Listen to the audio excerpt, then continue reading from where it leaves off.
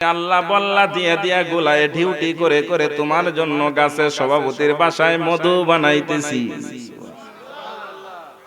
মায়ের পেট থেকে গোলায়ের জমিনের মধ্যে চলে আস, আমি রব তোমার মায়ের কোলটা তোমার জন্য পৃথিবী বানায়া দিলাম, তোমার মায়ের কোলের মধ্যে তুমি আসো, আমি আল্লাহ তোর ঠোঁট থেকে 2-3 ইঞ্চি উপরে খাবার বানায়া রাখলাম। জানো জানো জানো প্রচন্ড শীত যখন হইতো, ওই 32 নাল দিয়া 36 মণ দুধ চুষে চুষে তুমি তোমার মায়ের বুক থেকে পান করেছো। আমি আল্লাহ কুদরতি ডিউটি করে করে বানাইছি। যখন প্রচন্ড ঠান্ডা হতো, আমি আল্লাহ তোর মায়ের বডির মধ্যে কুদরতি একটা হিটার বানায়া রাখলাম।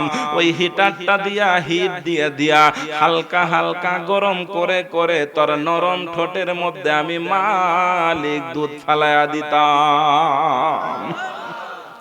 প্রচন্ড গরম যখন হতো, আমি মালিক তোর মার বডির মধ্যে কুদরতি একটা এসি বানাইলাম।